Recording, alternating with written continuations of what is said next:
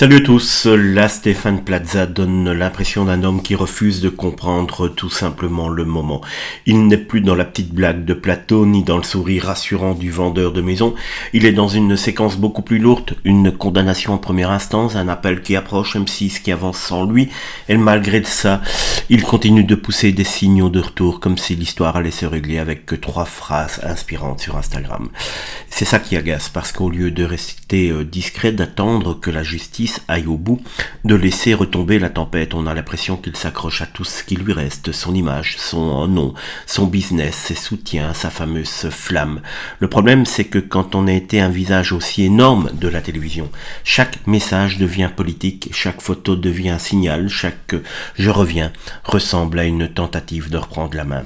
Pendant ce temps, M6 a déjà commencé à tourner la page. Recherche appartement, maison revient, mais sans lui, avec un autre visage. Et là, le symbole est tout simplement terrible. L'émission continue, mais Plaza n'est plus indispensable. C'est peut-être cela. Le vrai choc pour lui, pas seulement la justice, pas seulement la presse, mais l'idée que la machine peut repartir sans son nom collé dessus. Alors, oui, juridiquement, il a le droit de se défendre en appel, c'est normal, mais médiatiquement, son attitude paraît maladroite, presque ridicule, comme s'il voulait jouer le grand retour avant même que le dossier soit terminé.